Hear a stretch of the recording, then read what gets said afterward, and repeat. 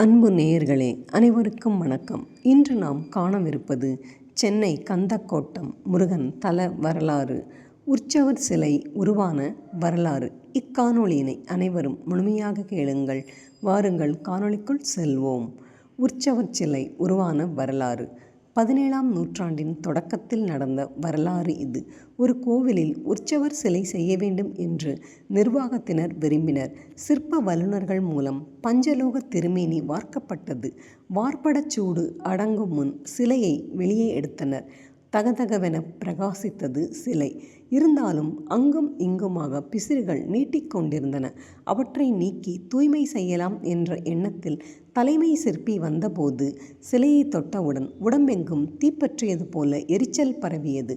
வலியால் துடித்த அவர் மயக்கம் அடைந்து கீழே விழுந்தார். பார்த்தவர்கள் பதறினர். முகத்தில் தண்ணீர் தெளிக்க சிற்பி கண்விழித்தார். அவர் எழுந்தாரே தவிர கண்களில் இருந்த பயம் அப்படியே தெரிந்தது. கைகளை கூப்பி, பெரியோர்களே, இந்த சிலை சாதாரணமானது அல்ல. தெய்வ சாநித்தியம் நிறைந்த இதை தொட பயமாக இருக்கிறது. மன்னியுங்கள். பிசிறுகளை போக்கி தூய்மைப்படுத்தும் சக்தி எனக்கு இல்லை என்றார். தலைமை சிற்பியே இப்படி சொல்கிறாரே என நிர்வாகிகள் திகைத்தனர். அதன் பின் பிசிறுகளுடன் உள்ள சிலையை வைத்து திருவிழா நடத்தக்கூடாது என கருதி அதை அறையில் வைத்து பூட்டி வைத்தனர். 2 ஆண்டுகளுக்கு பின் வேதத்தில் கரைகண்ட பண்டிதர் ஸ்ரீ சாம்பயர் காசியில் இருந்து வந்தார். மூலவரை தரிசித்த பின் உற்சவரையும் தரிசிக்க விரும்பினார். அவரிடம் கோவில் பணியாளர்கள் உற்சவர் சிலை குறித்த இரகசியங்களை விவரித்தனர். ஆனால் சாம்பயரின் வற்புறுத்தலால் அறைக்கதவு திறக்கப்பட்டது.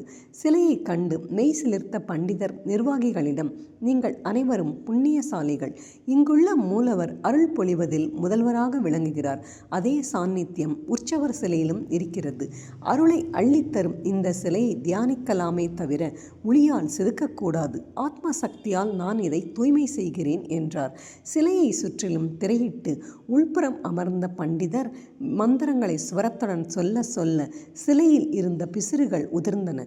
சிலை முன்பை விட பளபளப்புடன் அழகாக காட்சியளித்தது. இதுவரையில் சென்னை கந்தக்கோட்டம் உற்சவர் முருகனை தரிசித்த நாம் இனி மூலவரையும் தரிசிக்கலாம். கந்தக்கோட்டம் மூலவர் முருகப்பெருமான் வரலாறு 16ஆம் நூற்றாண்டுக்கு முந்தைய வரலாறு இது. அந்நியர் படையெடுப்பால் திருப்போரூர் முருகன் கோவிலில் இருந்த மூலவர் சிலையை கல் திரையிட்டு மறைத்தனர். அச்சிலை நாளடைவில் மலையடிவாரத்தில் உள்ள வேப்ப மரத்தடி புற்றில் புதைந்தது. நாளடைவில் போர் அடங்கிய பிறகு வேறொரு சிலையை பிரதிஷ்டை செய்தனர். அங்கு மாரிச்செட்டியார், கந்தப்ப ஆசாரி என்னும் முருக பக்தர்கள் இருவர் ஒவ்வொரு கார்த்திகை என்றும் சென்னையிலிருந்து நடந்து சென்று திருப்போரூர் முருகனை தரிசிப்பது வழக்கம்.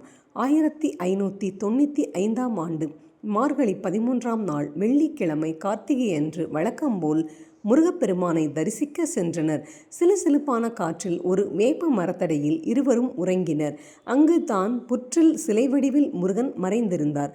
இருவரும் உறங்கிய பின் புற்றில் இருந்த சுவாமி நாகப்பாம்பு வடிவில் தோன்றி மாரிச்செட்டியாரின் மார்பில் ஏறி உடலெங்கும் விளையாடினார்.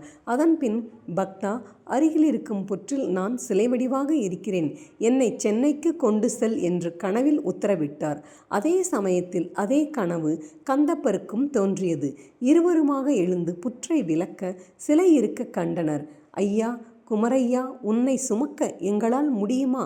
10 நாள் குழந்தை போல வந்தால் மட்டுமே எங்களால் சுமந்து செல்ல முடியும் என்று வேண்டினர். அப்படியே சுவாமியும் மாறிக்கொள்ள மாரிச்செட்டியார் முதுகில் மூலவரை கட்டி கொண்டார். இருவரும் சென்னை நோக்கி நடக்கத் தொடங்கினர். வரும் வழியில் பக்கிங்காம் கால்வாய் குறுக்கிட்டது. இடி மின்னலுடன் மழை பெய்ய வெள்ளம் பெருக்கெடுத்தது.